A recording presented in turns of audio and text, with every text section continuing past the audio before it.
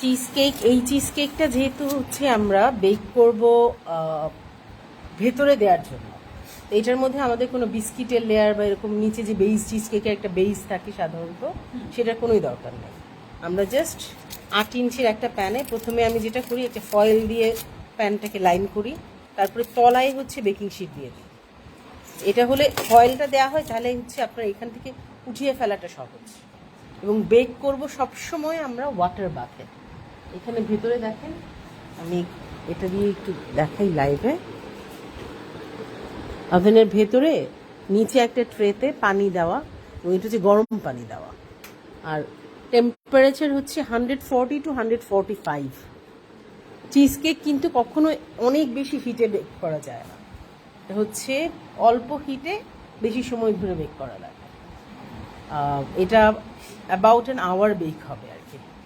এরপর হচ্ছে আমরা এটাকে ঠান্ডা করতে দিয়ে দিব, আর ও বেক হতে হতে আমরা অন্য জিনিসপত্র বানিয়ে আমার বাকি বেকিংগুলো হচ্ছে ওই পাশের ইয়েতে আমি দেখাই দিব। বেক হচ্ছে এটা তো আর দেখার কিছু নেই, আমরা বানানোর প্রসেসটাই দেখব। আমার বার্নারটাতে উপরে একটা বার্নার আছে, নিচে একটা আছে। হ্যাঁ, আপনাকে সবসময় মিড রাখি বেক করা লাগবে।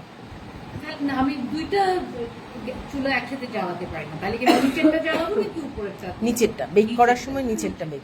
আর আপনি লাস্টে যেটা করবেন, যেহেতু গ্যাস বার্নার, উপরে যদি আপনি কালার আনতে চান, কারণ নিচেরটাই শুধু যদি হয় তখন উপরে রং আসে না।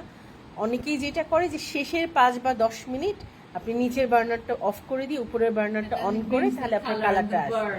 এক্স্যাক্টলি। এখন বুড়ি, তুমি কি এটা শুধু একটার মাপে দিছো? আমার মনে হচ্ছে একটু বেশি হবে। হ্যাঁ, একটু বেশি।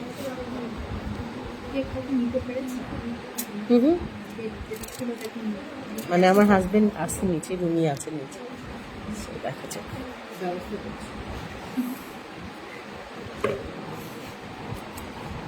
কত কিছু করা লাগে হবে।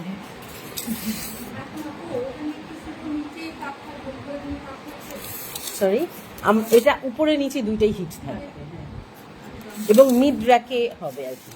ভাইয়া নিজেও তো বেকিং জানে, তাই না? হ্যাঁ, ভাইয়া বেকার তো। আমি দেখছি না একটা পোস্ট আপনার। আমার হাজবেন্ড বলে একবার সাথে ক্লাস করতে পারবো, আমি তো হ্যাঁ চলে আসে, সমস্যা।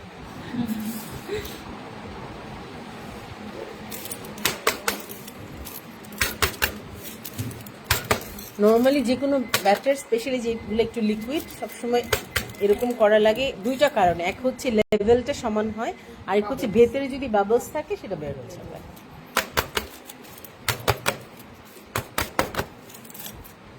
এখন আমরা বেকে দিয়ে দিচ্ছি। কেউ একটু দরজাটা খুলে দেবেন?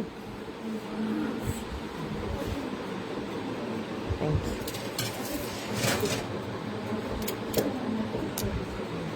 সরাসরি ওটার উপরে বসাই দিব না, উপরে না না, ভিতরে বসাই দিব না। ভেতরে স্টিমটা, মানে স্টিমটা জেনারেট, অনেকে যেটা হচ্ছে ডিরেক্ট স্টিমেও বাদ দেয়, সেটাও দিতে পারেন আপনি।